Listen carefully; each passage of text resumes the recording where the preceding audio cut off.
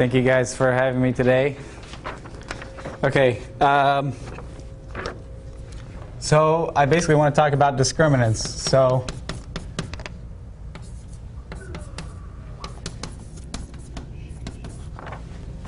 I just want to start with a quadratic equation. And okay, so we know that the roots, everybody knows the quadratic formula.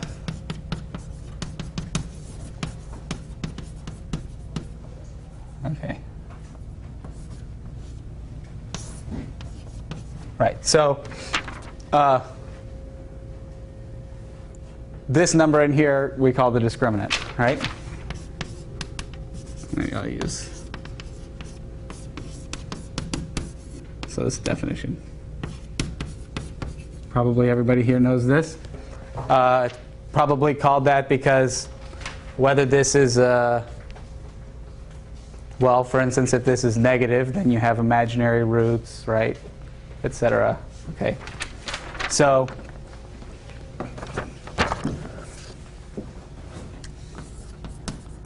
this is the question I want to talk about.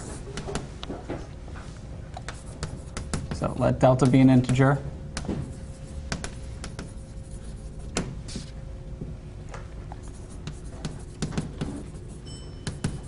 What are the possible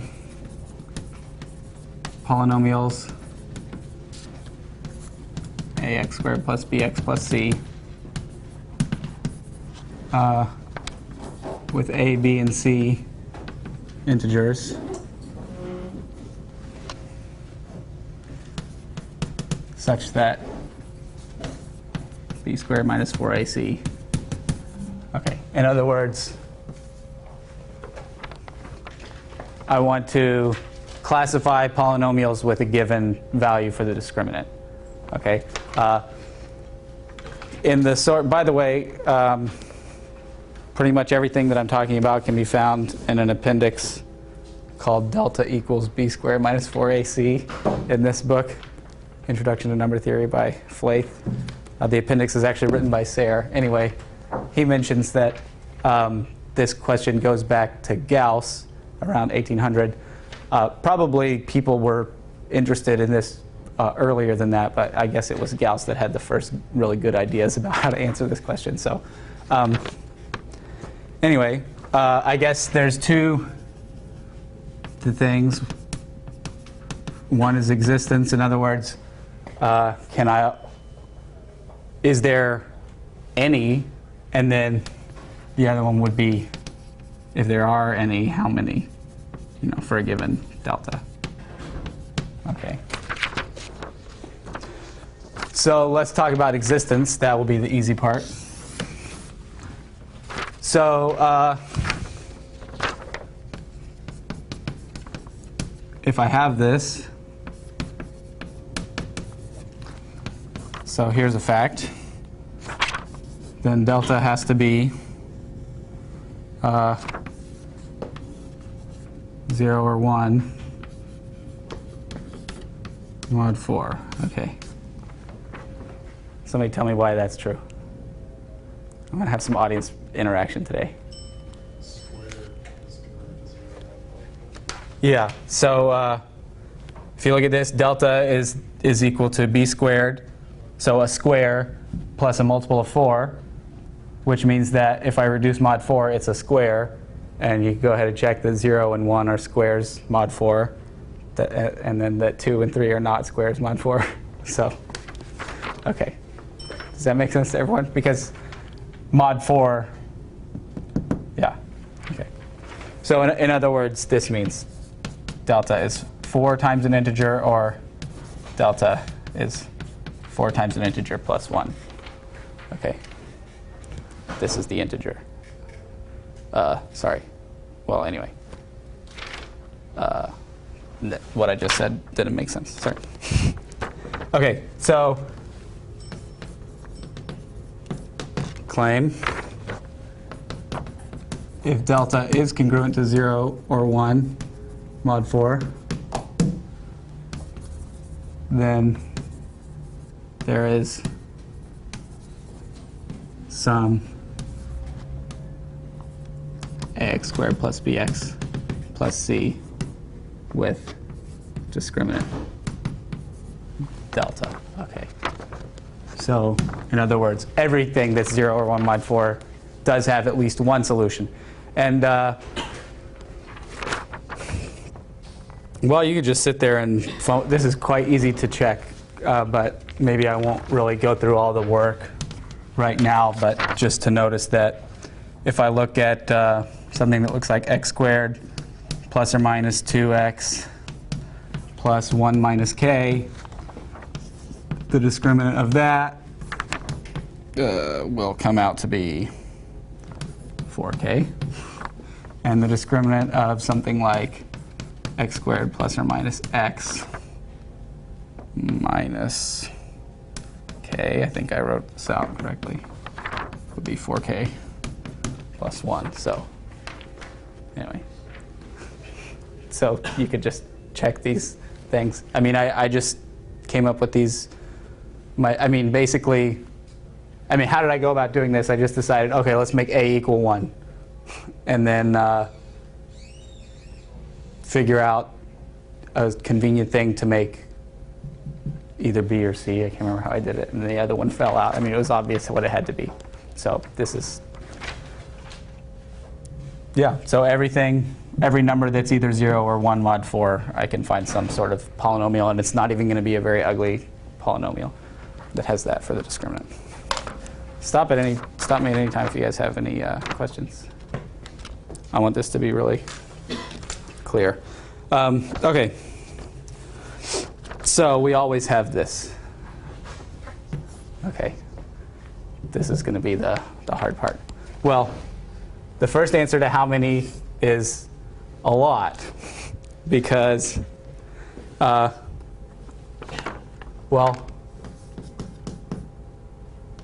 let's say I have something like this, and then let's say I want to look at that. Anybody want to guess about a remarkable fact that these two functions would have in common? Yeah. Okay, so. All right. Yeah, they have the same discriminant. So, and of course I could have just, so that basically it means like translating my function to the left. So you could translate it to the left or right by any integer according to this and see that you get the same discriminant. So obviously there's infinitely many, so we need to, if we're going to hope to actually have some counting going on, we should revise the question a little bit. So, okay. So exercise. How about?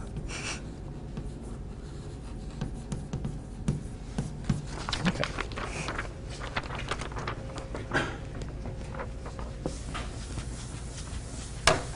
Okay. Wow.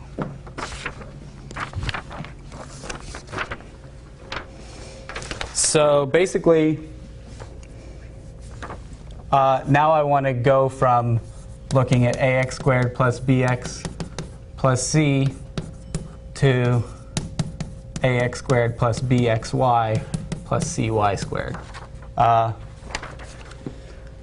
Taking these kind of things are in correspondence. I just stick a y here and a y squared here, and going from here to here is like replacing y with 1. This seems to make things more symmetric and easier to talk about. But the discriminant of something like this is still b squared minus 4ac. Okay. This is called a binary quadratic form. Binary because it has two variables, and quadratic because it's a homogeneous quadratic polynomial. And we'll say integral binary quadratic form because the coefficients are always going to be integers. That's because this is a number theory talk. Okay, so right. So what this? Okay, so when up here I had sort of the operation of taking x to x plus 1. Here that's like taking x and replacing it with x plus y. Of course, y is going from here to here is like making y be 1, right? And and not changing y. Okay, in other words, this is like taking xy and multiplying it times 1, 1, 0, 1. Does that seem right? Yeah, okay. So basically, I can think of any 2 by 2 matrix, I can apply it to this and get a new form by just multiplying the, replacing x with, whatever this is. Replace x with x prime and y with y prime. Does this make sense? So, yeah, so what else doesn't change the discriminant? Well, if I look at the formula, switching a and c doesn't change the discriminant, right? Okay, which corresponds, when I think about the variables, to switching x and y, right? And so, let me see, try to have this written down as concisely as possible. Yeah, well, so in other words, if I think about, so I'm going to call this matrix something. I think I'm going to call it S. Okay. If I switch x and y and do this same kind of thing, I'm talking about x staying the same and y going to x plus y. Okay, so this is like taking my vector and multiplying it times probably the transpose. Okay. So in other words, these are 2 matrices that I can multiply by x and y and not change the discriminant. Okay, so I guess any matrix I could get by, well, also these are invertible, so the inverses of these matrices, and anything that I could get by combining these would also not change the discriminant. So in other words, I want to talk about the group that is generated by these. It's not important if you don't know what I mean by that, but does anybody know what that group would be?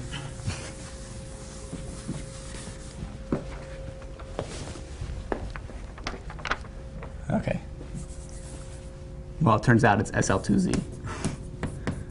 So this means all matrices, it doesn't matter, with determinant 1.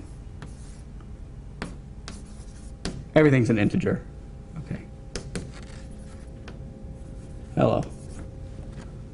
Okay. Alpha, delta, minus beta, gamma, that would be the determinant of that matrix. I want that to be 1.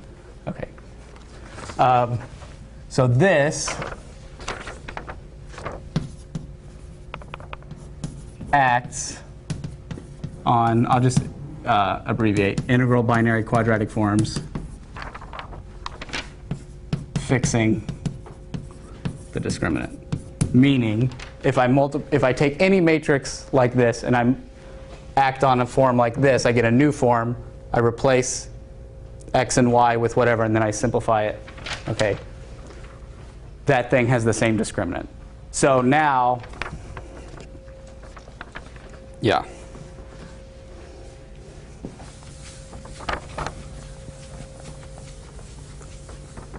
I want to ask a different question. So a better question.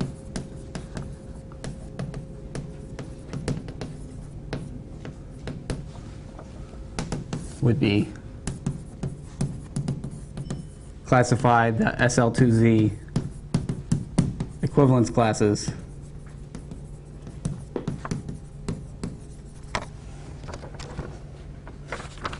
I'm on my next page now.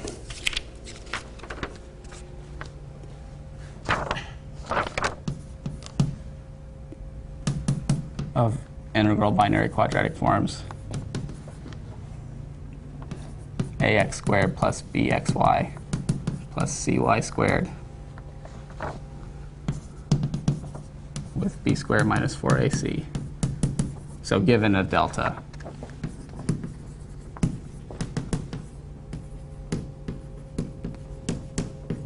Okay.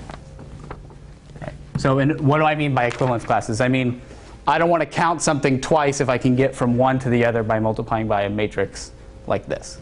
Okay. And specifically, I don't want to count a form twice if one of them is just the other one translated over. Those guys have the same discriminant, etc. Okay. So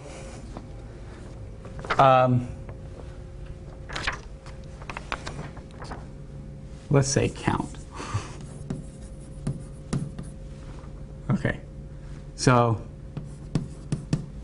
let h underline of delta equal this number. I guess I haven't said, for all you know, this number is infinite, but so I'm going to use h underline of delta for that number. Okay. So case number 1.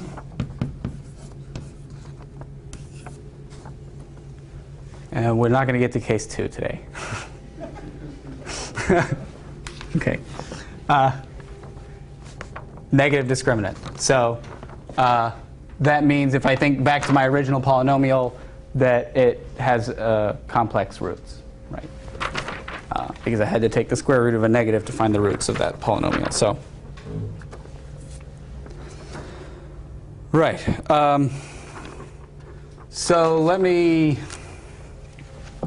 So for the rest of the talk, the discriminant's negative. Let's see. Well, so if I had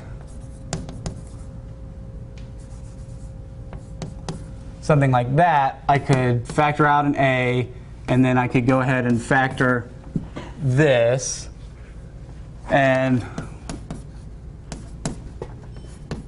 it would look something like that. I would think to put minuses there so that tau and tau bar would be the roots, but I'm trying to stick closely to the thing that I was getting this talk from, so there's a plus sign there. Anyway, so minus tau and minus tau bar would be the roots. I guess you can look at the quadratic formula and know that, so bar means complex conjugate, and yeah, the roots of a polynomial come in conjugate pairs. I think that's pretty easy to see from the quadratic formula in this case. Probably most of you guys know that anyway. Okay, so but if I think about the quadratic form, I'm factoring this as like this.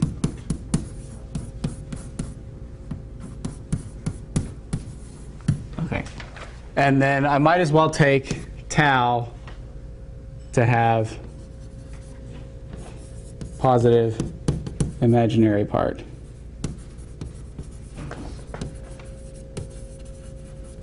Okay. So basically, yeah. Okay. Otherwise, this one has positive imaginary part. All right.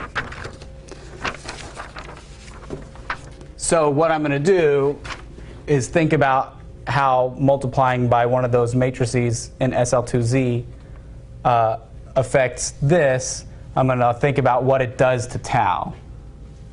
Okay, because that's going to help me visualize what I'm talking about. Okay, so this is not going to seem motivated, but I'll give you a picture that explains why this is a good idea. So a form, this is a form, quadratic form, is almost reduced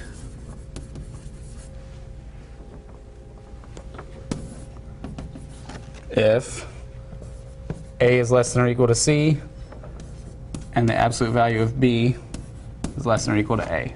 Okay, so let's get a picture of what that looks like. I'll come over here. Okay, well, let me stay over here for a second. So what is the relationship between a, b, and c and tau? Okay, I can see it right here that b is what? tau plus tau bar, right, times A. And then C is tau times tau bar times A. Right, just by foiling this out and seeing what the coefficients are. Okay, so if A is less than or equal to C, oh yeah. So let's say that A and C are both positive. I mean, you can look at either A and C are both positive or A and C are both negative. It's not going to matter which one, but we might as well take A and C to both be positive. So if A is less than or equal to C, right, what does that mean? Well, look at this. It means that this number is bigger than 1, right? I guess, yeah, this is a real number. Okay, you multiply a number by its conjugate, you get a real number. Right, actually, so this tells me that tau bar is greater than or equal to 1. Okay, what is this actually? Somebody tell me. The absolute value of tau squared. That's right. Of course, so I can get rid of the squared. So this is only going to be true if and only if the absolute value of tau is bigger than or equal to 1. So if I just think about where tau is, so here's this is my complex plane, this is imaginary part, my real part. So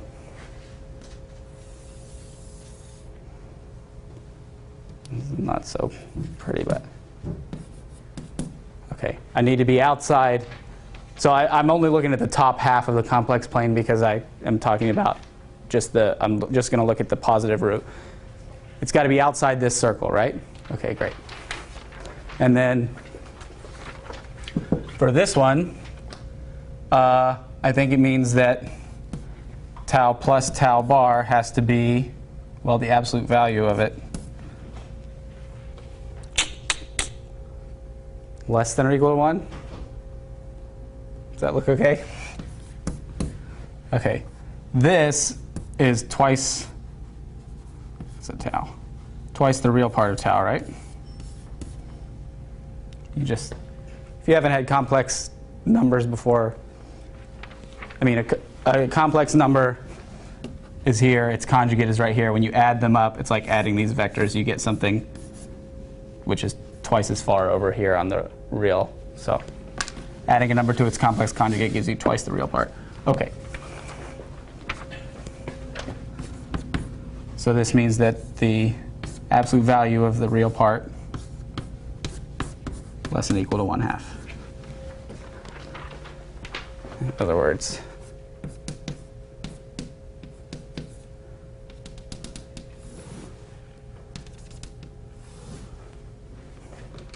I'm in there. Okay.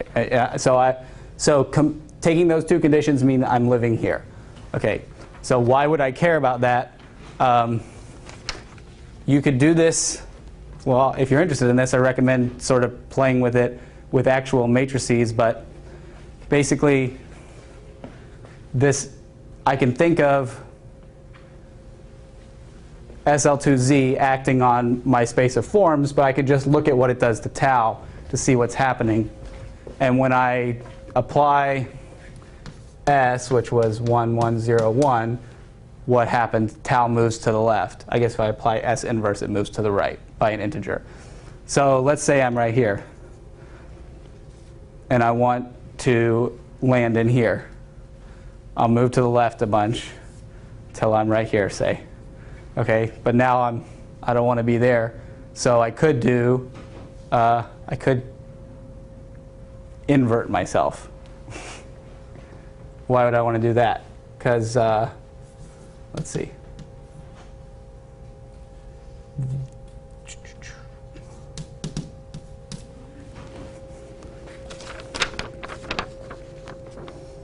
this corresponds to inverting tau, and it has determinant 1, so it's in the group.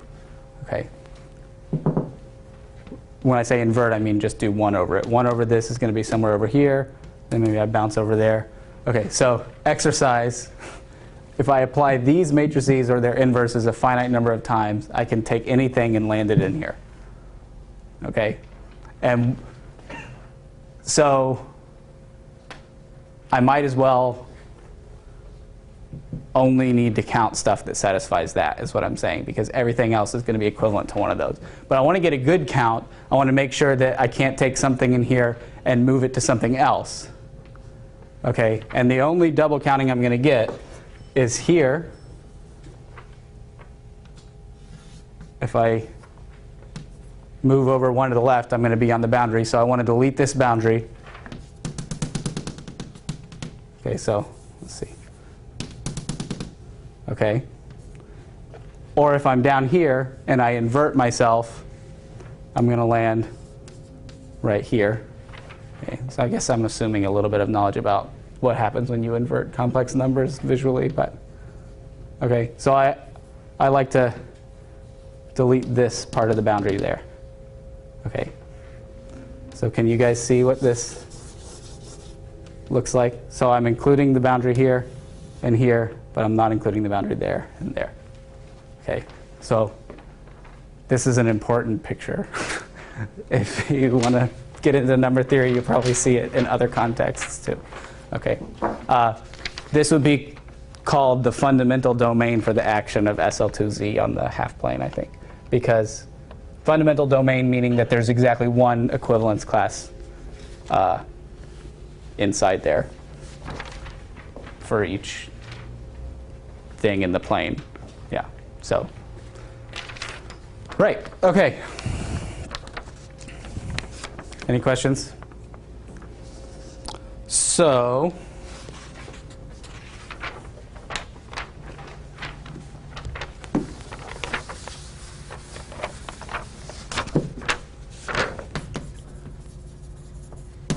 let me get to the fun stuff. Okay. So here's a theorem.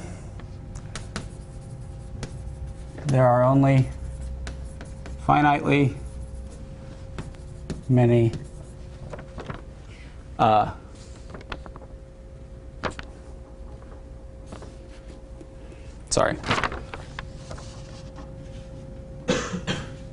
almost reduced, hence reduced. Oh, so did I didn't, so reduced if tau is in here.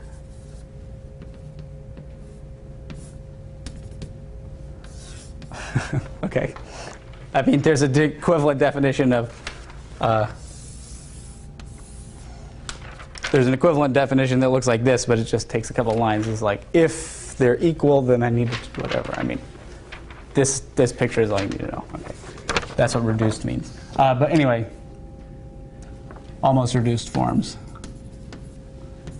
with, what was it, b squared minus 4ac. Okay. Well, yeah, I probably do want to go through this. So let's say, so I've got A less than or equal to C, and absolute value of B less than or equal to A. All right. Well, so let's see here. I got 4AC equals B squared minus delta, if I just rearrange this equation. All right, well, I should know that 4AC, since A is less than or equal to C, if I replace C with A, this is going to get smaller. Okay, and on this side, if I replace B with A, this is going to get bigger. Does that seem clear? Right. So if I just look at this inequality here, I get, move this a squared here, I'm going to get 3a squared less than or equal to delta. which means there's only finitely many choices of what A can be, right? I mean, I got to pick a positive number such that 3a squared is less than delta. There's only finitely many of those. Okay, but once that's true, then there's only finitely many things B can be, because its absolute value has to be less than A. And once I know what A and B are, and I know what delta is, then I can just solve for C, so I know what C is. Okay, so not only does that tell me that there's only finitely many, but it tells me exactly how to go about finding all of them. Okay, so this is if you did that, you might start making a table like that. So in other words, you would just look at all the possible A's with 3a squared less than or equal to delta. There's not going to be many of those. Then you're going to look at B's, which absolute value is less than or equal to A, and then you won't have any choice as to what C is. So you might start making a table. You do an exhaustive search. I copied this out of this book here. Something you might, so here I'm getting a good count of how many there are. As you can see, the number's not all that big for when you are getting started. Something you might notice, this guy right here is just 2 times, where is it? This one? Okay. And that doesn't seem all that fun. So I'm going to exclude that. Okay.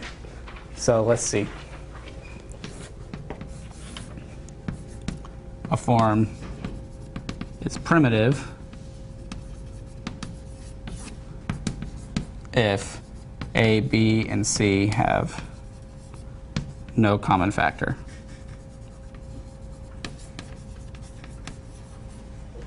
Okay, so I wouldn't want to count this guy. He's not primitive. Okay, I mean, I was able to factor out a 2 from everything. All right. So the number that is really of interest to us would be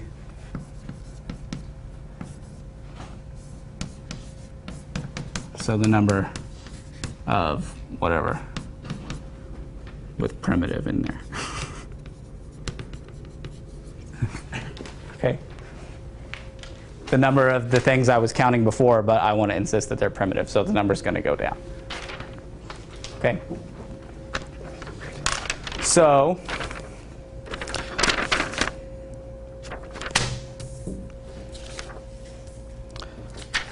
okay.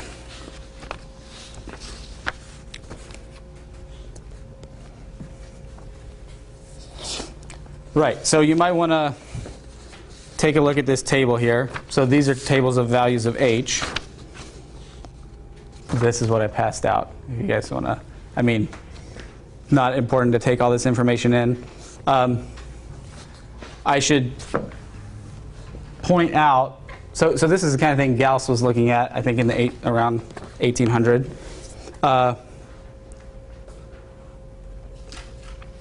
He wasn't too interested in, well, like, for example, so he was interested in, for one thing, finding all the by the way, h is called the class number.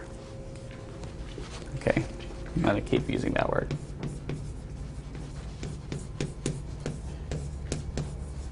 The class number of delta. Okay. He wanted to find all the deltas with class number 1, but he only wanted to use deltas that were fundamental. So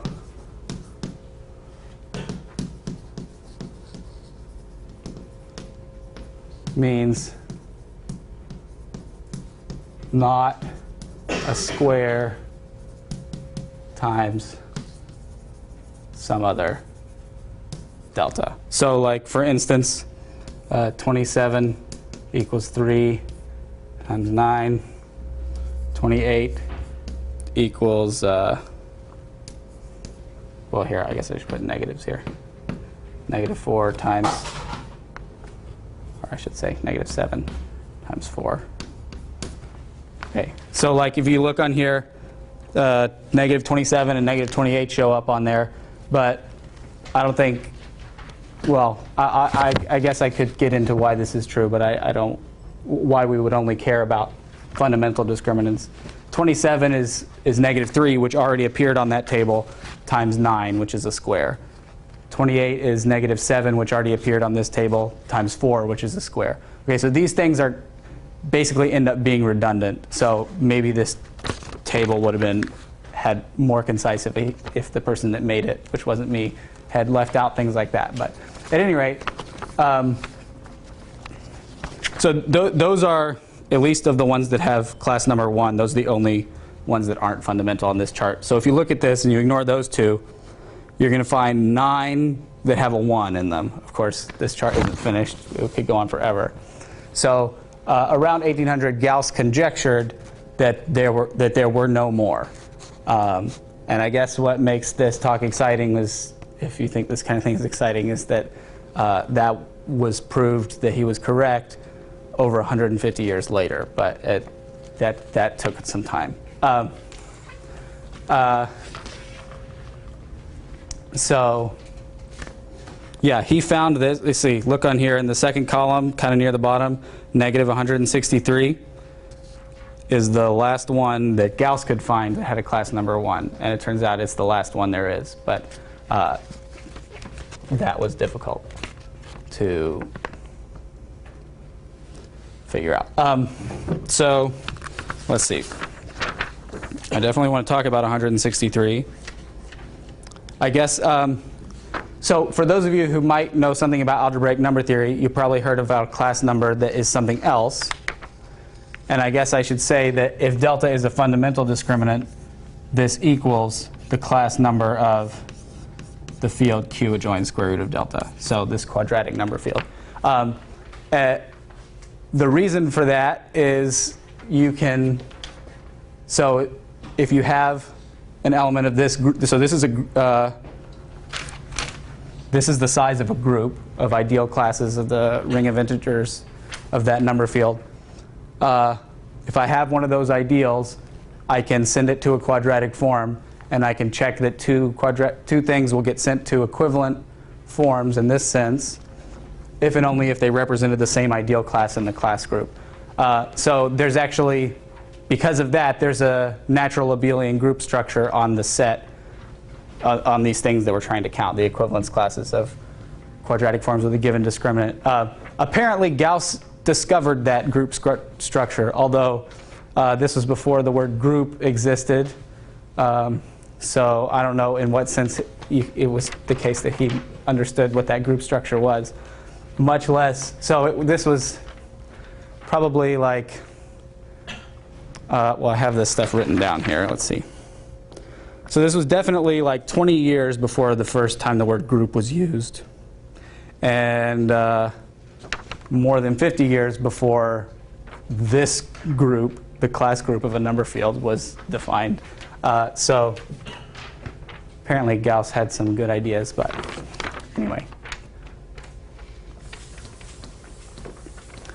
So -163 is kind of cool. So here's something.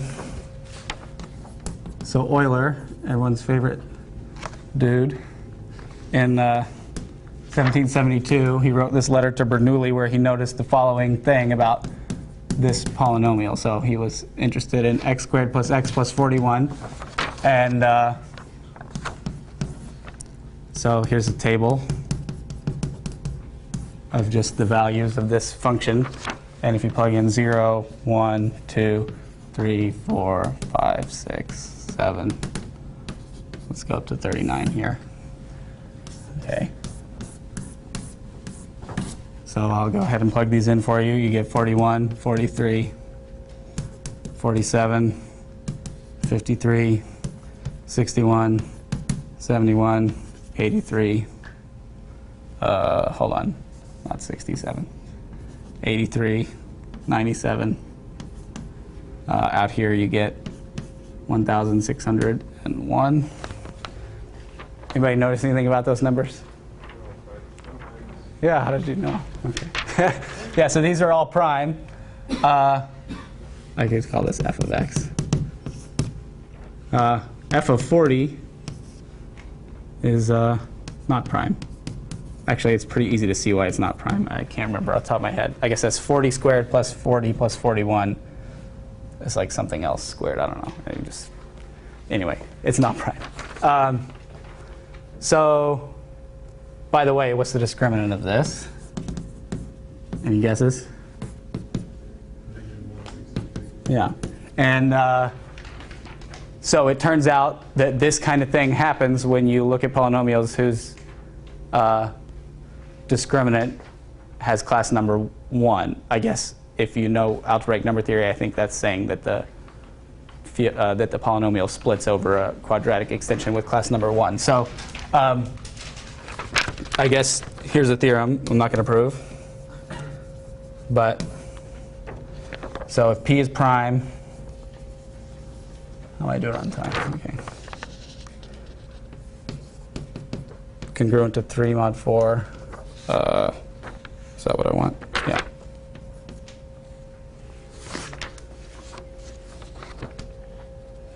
Yeah. Yeah, that's what I want. Sorry.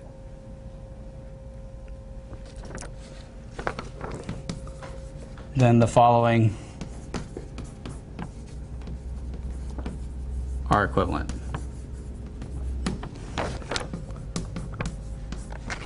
H of minus P equals 1. Okay, so P here, I'm going to be thinking about 163.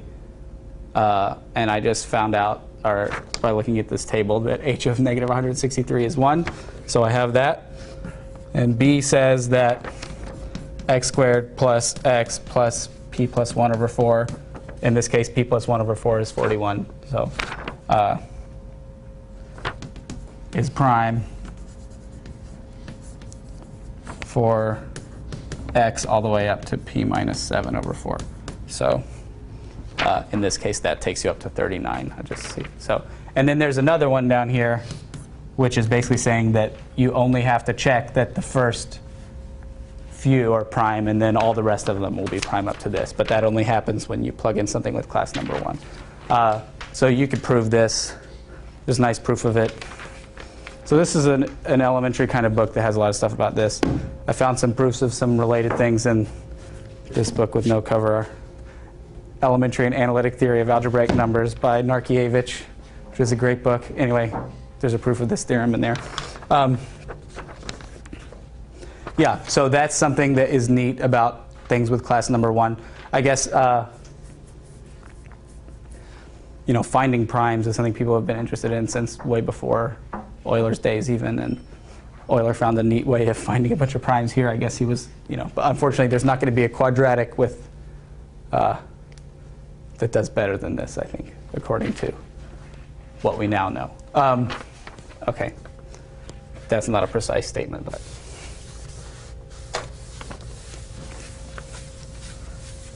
So something else.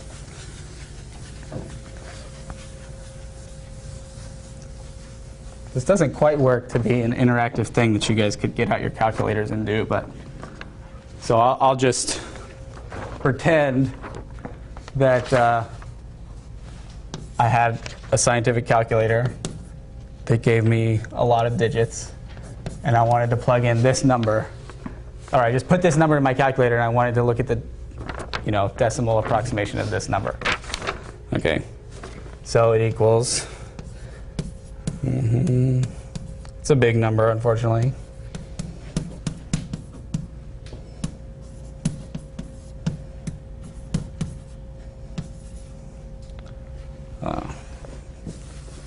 Well,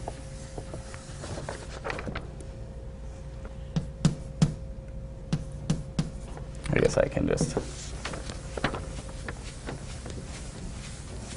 Okay. Well, yeah.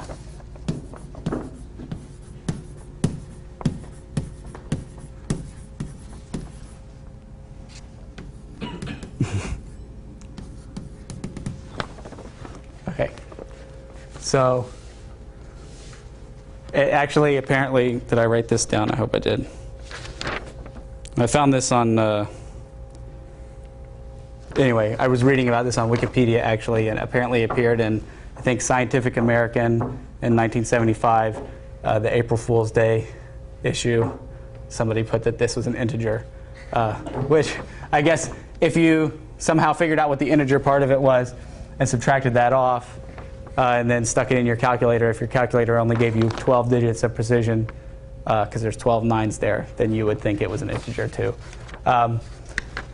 And in the appendix that I keep referring to of that number theory book, Sarah gives an outline for a proof that is above my head at the moment because I don't know anything about modular functions. But for why you could know just because the class number of this is 1, but yet this number is so big that basically you're going to get this by evaluating some power series where because the class number is 1, the first couple of terms are integers, and then you can just look at the rest of the terms and they all are extremely small. So there's a way of seeing why this being so close to an integer is because the class number is 1. But anyway, right. Isn't that neat?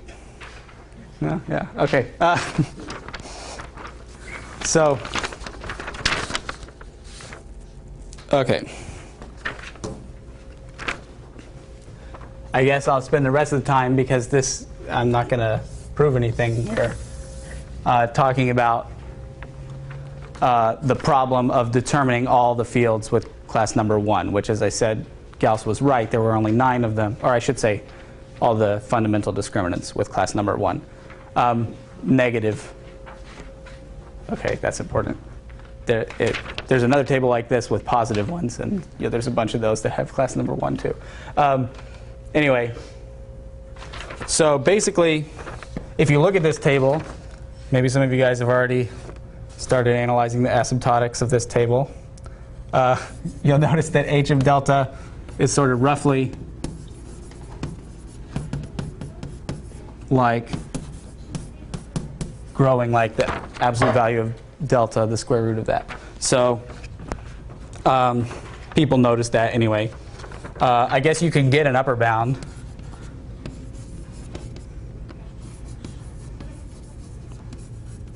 I'm not sure how you get this, but apparently it's an easy thing to prove. H of delta less than 3 absolute value to the 1/2 log. Okay, but what I would really like,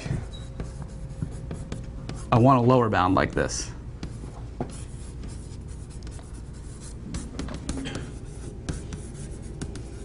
Okay, right, because if I knew that h of delta was less than or equal to something that went off to infinity, in other words, I want to know that that when delta gets big, h has to get big too, so that after a certain point I can say it has to at least be bigger than 1. That would be the point of this. Or if you wanted to count stuff with class number 2, you'd like to say that at a certain point it was bigger than 2, etc. So basically getting asymptotics on h of delta in terms of delta is what people spent a long time trying to do. I mean, it was definitely over 100 years after Gauss first made his conjecture that anybody had any ideas about this, as far as I am aware.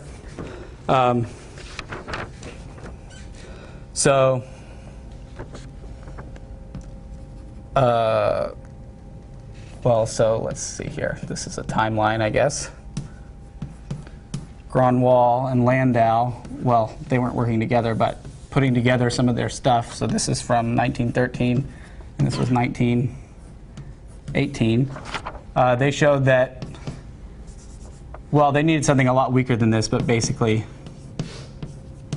if the generalized Riemann hypothesis is true, okay, something a little weaker than that is what they really needed. But so for those of you who don't know, this is a very difficult thing to prove. That is, you would win $1 million today if you proved it. So it's still not true. Still not proven to be true. Anyway, so using that, they got a bound.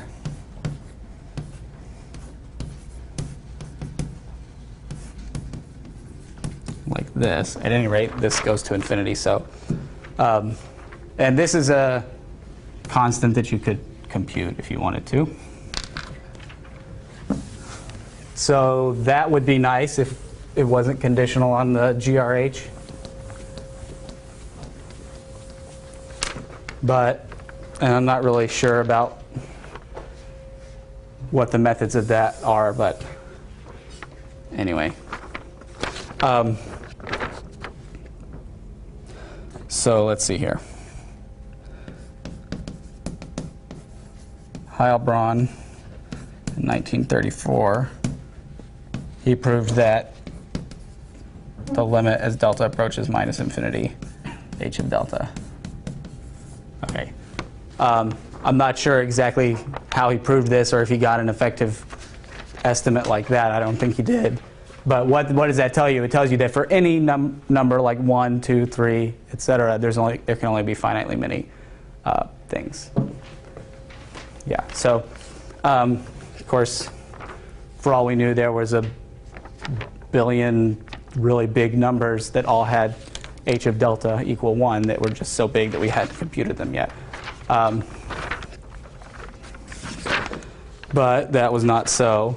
So in 1936, you have Siegel. It was a big deal. Anyway, so he showed that given epsilon greater than 0, there exists a constant depending on epsilon such that h of delta is greater than or equal to that constant times delta to the 1/2 minus epsilon. So this is really great. The unfortunate, although if you think things like this are cool, you might think that not be sad about it, but the thing is that his proof doesn't actually tell you how to construct this constant. And it's a sort of example, I guess, of what you call a non-constructive proof. The proof sort of ends up giving you a contradiction if you assume that there are two deltas which have a class number smaller than this side here. And, well, so as a result of that, it was, I don't know if I'm explaining this very well, but it was proved that other than the 9 fields that Gauss already found, or I keep saying fields, other than the 9 negative discriminants that Gauss already found having class number 1, there could be at most one more that we hadn't found. But he wasn't able to prove that there wasn't another one. That wasn't proved. I'm running out of time, so I'll maybe stop writing for a minute. But I guess in 1952, Hagner, well, I should write people's names if I'm talking about them.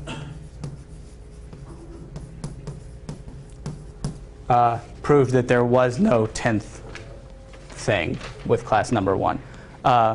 But I think people were extreme. This is, by the way, a really famous paper in which I just learned last week. Somebody was talking about various other things that were included in that paper. But it wasn't until sometime later, I guess the 60s, that somebody came up with a proof that people weren't complaining about. So apparently there was something fishy about this. I think this had stuff to do with modular forms, and I don't know, I won't get into it. So Stark, 1967, finished the job. So anyway, this is like the Hagner-Stark theorem or something. I don't know. Do people call it that? Yeah, okay. Right, so after that, I guess the race was on to find all the fields, or all the negative discriminants with class number 2. Turns out there's only 18, and somebody managed to prove that stuff. For 3 and higher, I think that stuff has been, well, at the time that the main source I took this talk from was written, which was like more than 20 years ago, I think they had just found all of the fields with class number, all of the negative discriminants with class number 3. And I'm not sure what the state of the art is today, but at any rate, pretty much the class number problem has been settled for when delta is negative. When delta is positive, it's still not even known whether there are finitely many deltas with class number equal to 1. There's a lot more than 9, that we've already found. I think most people that know a lot more about this subject than I do would say that there seem to be infinitely many, but we can't even prove that yet. Basically, the fact that we have all this, the fact that we have this nice picture here has something to do with the fact that this problem is solvable for when the discriminant is negative. But anyways, I guess that's it.